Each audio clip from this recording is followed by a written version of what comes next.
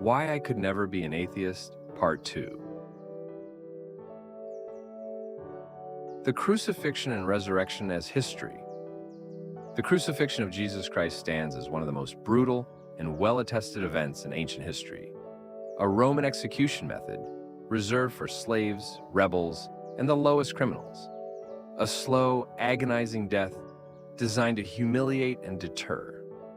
Nailed to a wooden cross through the wrists and feet, the victim would hang for hours or days, struggling to breathe as their body weight pulled down on pierced limbs, leading to asphyxiation, shock, and eventual cardiac rupture.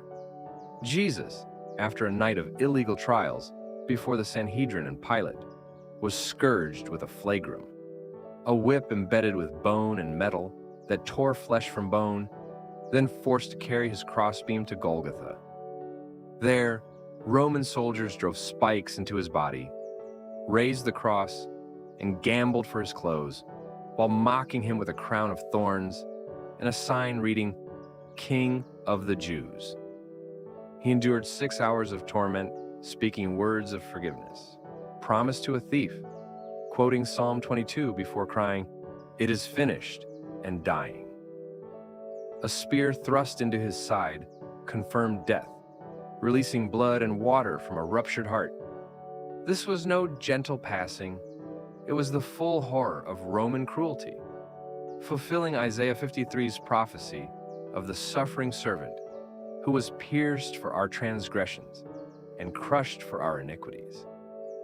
These details are not pious inventions, but rooted in eyewitness accounts preserved in the Gospels, written within decades of the events by those who knew Jesus or drew directly from them. Mark's Gospel, the earliest, dated AD 60 to 70 by most scholars, provides a raw, unflinching narrative, including embarrassing elements like the disciples fleeing in fear.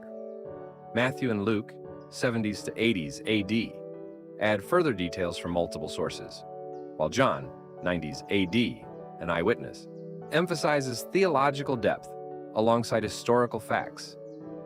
Paul's letters, even earlier, AD 50 to 60, affirm the crucifixion as central. We preach Christ crucified, a stumbling block to Jews and folly to Gentiles. 1 Corinthians 1:23. In 1 Corinthians 15, Paul recites an early creed, dated to AD 30 to 35, within years of the events. Christ died for our sins, according to the Scriptures, was buried, rose on the third day, and appeared to many. Beyond the Bible, early non-Christian testimonies confirm the crucifixion as undeniable history.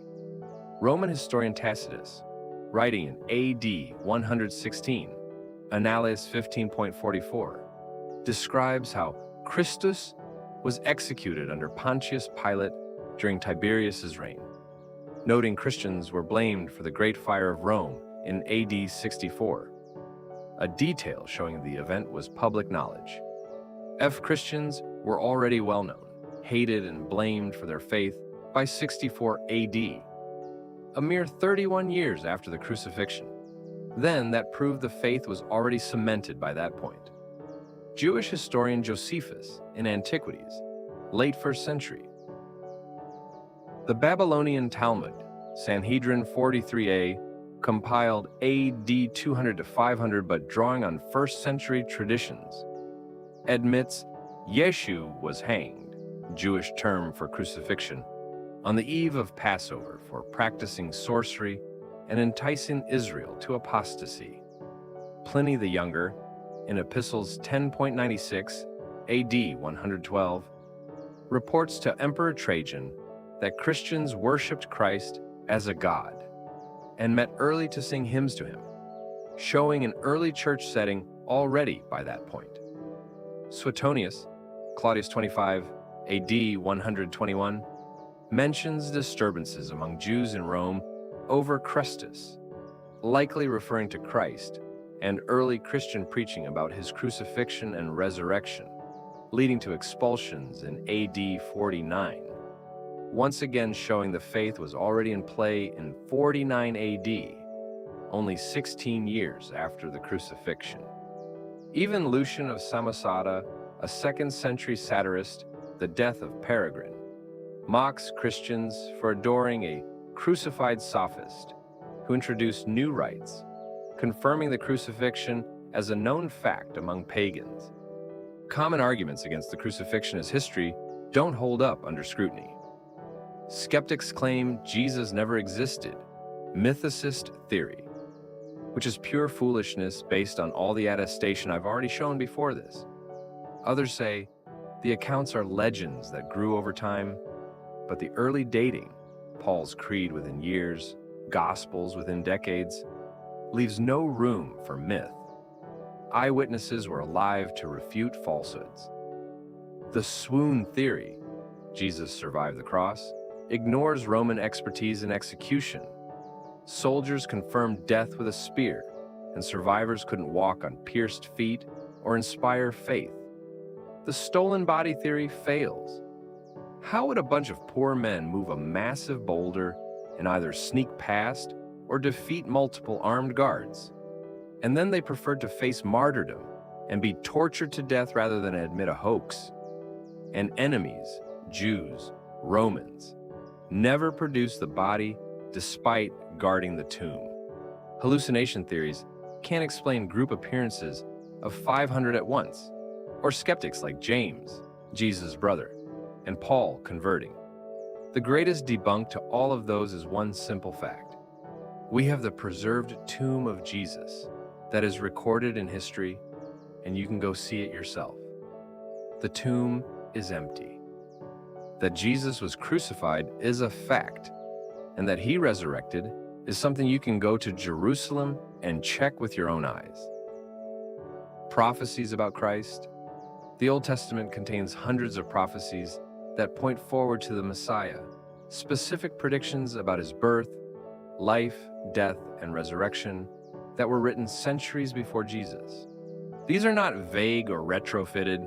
They are precise details fulfilled in one person. Some key examples: born in Bethlehem, Micah 5:2, fulfilled in Matthew 2:1 and Luke 2:4-7. From the line of Abraham, Isaac, Jacob, Judah, and David, Genesis 49:10, 2 Samuel 7:12-13, traced in Matthew 1 and Luke 3. Preceded by a messenger, Malachi 3:1, Isaiah 43, fulfilled in John the Baptist, Matthew 11:10, Luke 3:4-6. Entered Jerusalem on a donkey, Zechariah 9:9, fulfilled in Matthew 21:1-11.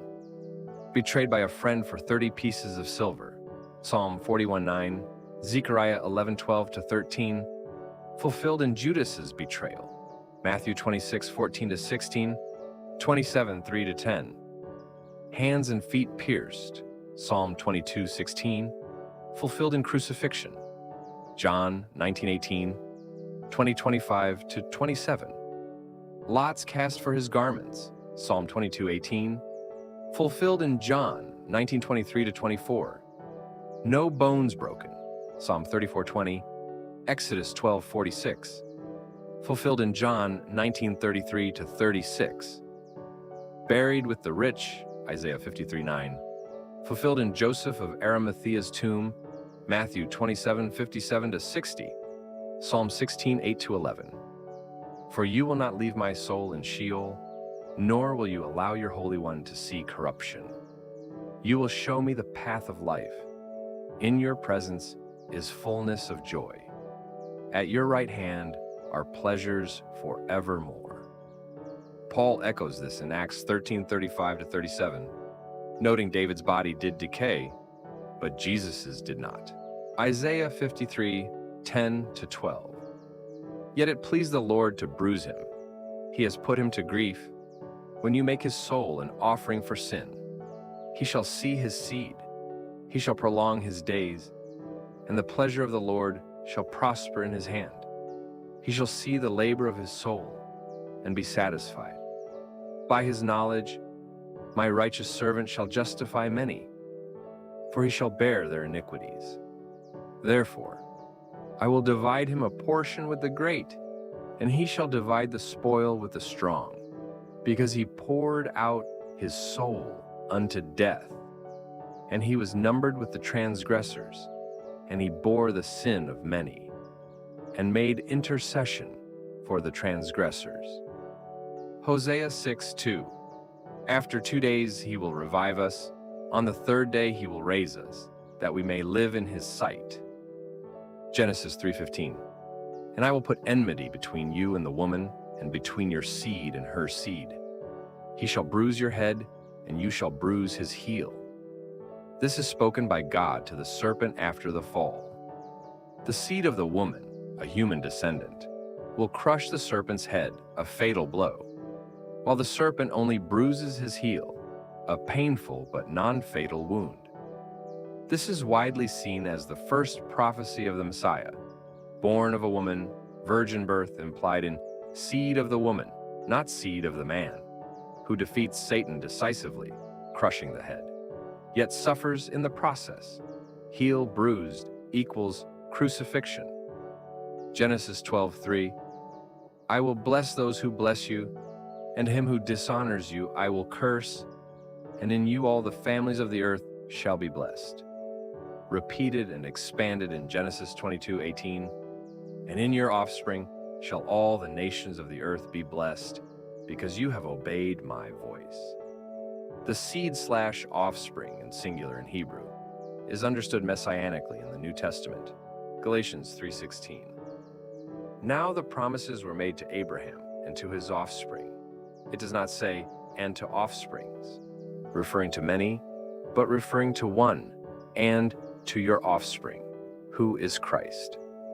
Jesus is the true seed of Abraham, through whom blessing comes to all nations, salvation, forgiveness, and reconciliation with God. Psalm 2:7. I will declare the decree. The Lord has said to me, you are my son.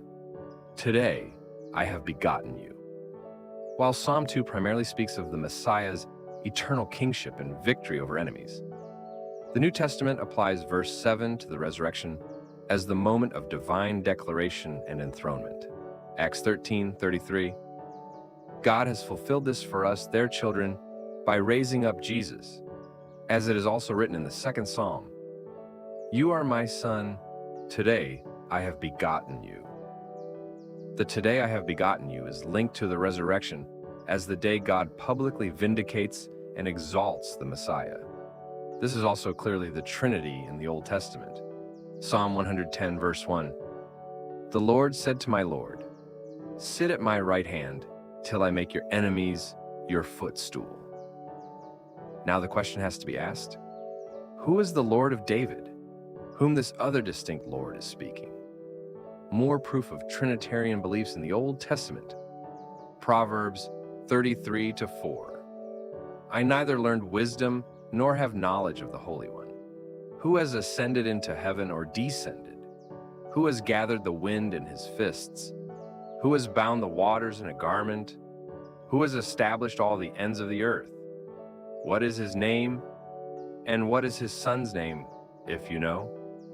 The mathematical improbability of one man fulfilling even a fraction by chance is astronomical. These were written long before Jesus. Isaiah 700 plus years prior, Psalms 1,000 plus years. The Dead Sea Scrolls confirm that the texts were not altered after Christ, let alone all the other prophecies in the Bible which all came true, such as Daniel 8, written around 550 BC during the Babylonian exile.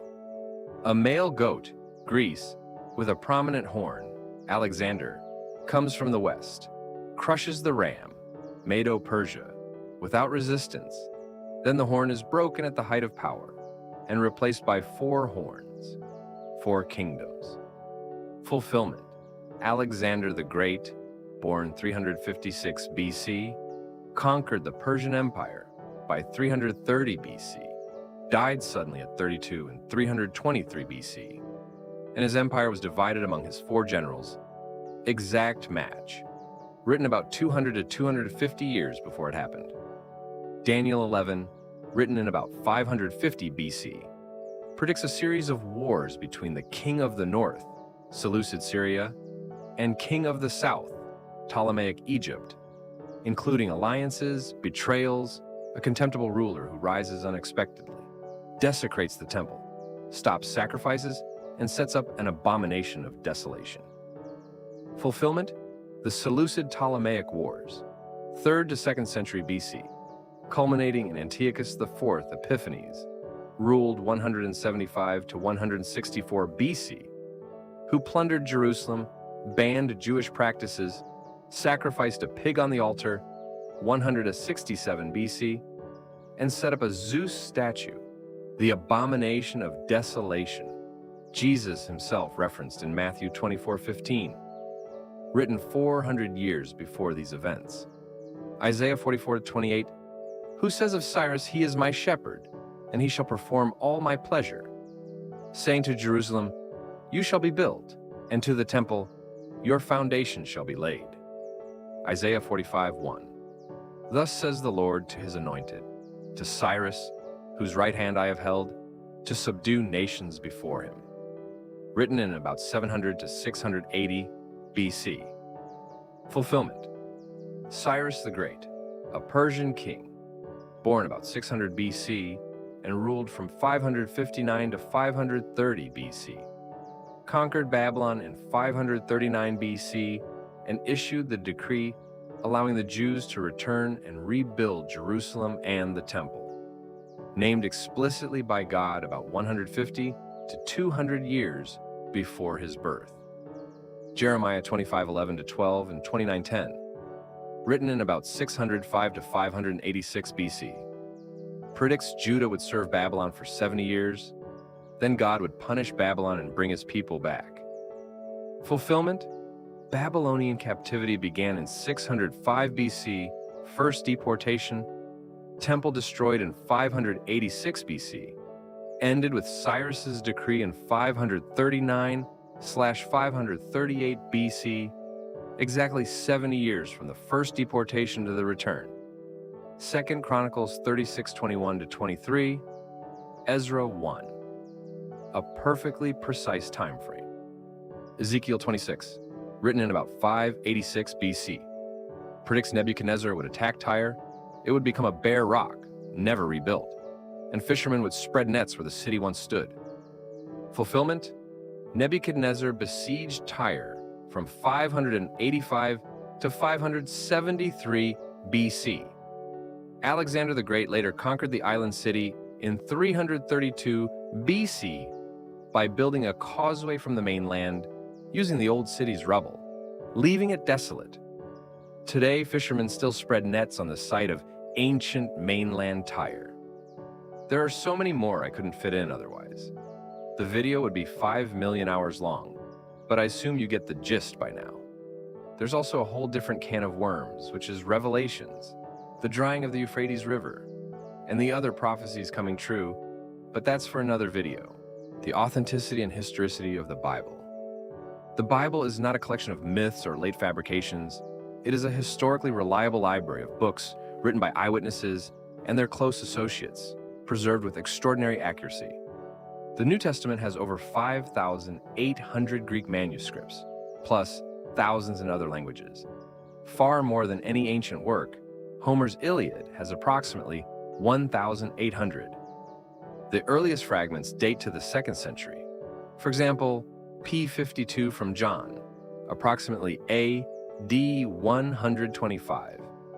And complete copies exist from the 4th century, a gap of only decades to centuries, compared to centuries or millennia for other classics. We have ancient churches like the one in Thessaloniki from 49 AD, where Paul himself preached.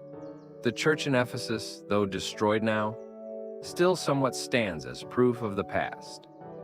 We have ancient documents from early church fathers like Ignatius, Irenaeus, and Clement, who quote the Bible, showing that the books of it existed at the time, even if we didn't have the books themselves. Because early church fathers quoted the Bible so frequently and wrote commentaries for it, we know it had to exist at the time they were writing. The book of Acts is pure history. It details the geography of the area perfectly, the customs and culture, the people and leadership. It is pure history. Non-Christian sources confirm key details. Archaeology supports the accounts. Pontius Pilate's existence, inscription found in Caesarea, the pool of Bethesda, John 5, Caiaphas's ossuary, and the ossuary of James. The Old Testament is equally reliable. The Dead Sea Scrolls, dated 250 BC to AD 68, match our Hebrew Bible with near-perfect accuracy, showing faithful transmission. Places in the Bible are all historic locations. Even Eden is not some mystical wonderland, but is written as a historical place with details of where it is. People like David are vindicated in the Tel Dan inscription. Hezekiah and many other Israelite kings are also proven by archaeology. The Egyptians had records of Hebrew slaves, and at the time of Amenhotep II, we see Egyptian engravings speaking about a nomadic or semi-nomadic people who worshipped Yahweh. We have the cursed tablets of Mount Sinai.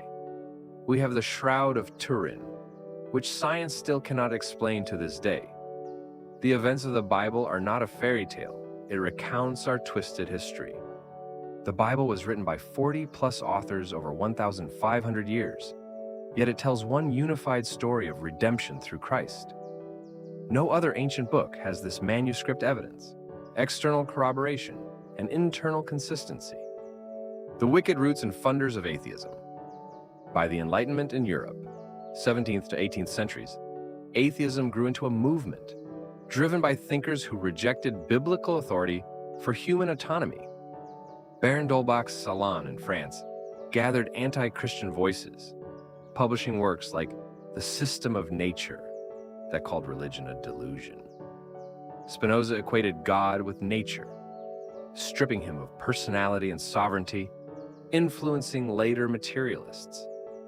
These salons were funded by wealthy patrons who profited from colonialism and exploitation, often tied to secret societies like Freemasonry, which blended occult symbolism with deistic or atheistic ideas. In England, atheism simmered in elite circles, supported by aristocratic networks that saw faith as a chain of progress. Darwin's evolution in the 1800s gave atheism a scientific cloak, but under the cloak, it was simply a belief wrapped in eugenics that promoted certain ethnicities above others as more evolved. Who funded these origins? During the Enlightenment, French salons were bankrolled by nobles and bankers, profiting from the slave trade and wars, using atheism to justify moral relativism. In the 19th century, Karl Marx's atheism was spread through communist networks funded by industrialists like Friedrich Engels, whose family wealth came from exploiting workers. Slavery was justified because the evolved race had justified authority over less evolved races. Today, atheism's modern funders continue this legacy through organizations that promote unbelief under the guise of reason. Groups like the Freedom from Religion Foundation receive millions in donations from wealthy tech moguls and foundations tied to globalist agendas, pushing lawsuits against public faith expressions. The Richard Dawkins Foundation, now part of the Center for Inquiry, is backed by high-profile donors from Silicon Valley, who profit from data control and AI that exalt man as God. American Atheists, founded in 1963, relies on member dues and grants from progressive foundations that also fund anti-family causes, all while claiming to fight oppression. These funders, billionaires, corporations, and shadowy networks pour resources into atheism to erode faith. Let's take some of the most influential modern atheists. Richard Dawkins, the biologist who spent his life writing books like The God Delusion, to convince folks there's no creator, no purpose, no afterlife. The files show he flew on Epstein's plane at least once in 2002 and dined with him in 2008 after Epstein's first conviction, heading to a conference. And he emailed Epstein in 2011, many years after Epstein was publicly known as a pedo, where he calls a woman exposing misconduct a nasty woman on a witch hunt. Then, There's Lawrence Krauss himself, author of A Universe from Nothing, trying to explain creation without God. He received at least $250,000 for his Origins project at Arizona State University, possibly more through Epstein's foundations, and defended Epstein in a 2011 Daily Beast interview, saying he judged on empirical evidence and saw only young women, ages 19 to 23, around him, not anything illegal. Krauss also emailed Epstein for advice on handling sexual harassment allegations against himself in 2017 to 2018, sharing details and even asking Epstein to vet a lawyer. Epstein funded Krauss's projects post-2008 conviction, and Krauss stood by him despite knowing the charges. Bart Ehrman, on one hand, when speaking to more educated people, he admits the crucifixion and Jesus are historic and proven. Yet when speaking to uneducated people who don't know anything really, he says, Jesus is a myth, and the crucifixion is not historic. Untrustworthy people who don't follow logic. They just don't want their evil to be judged.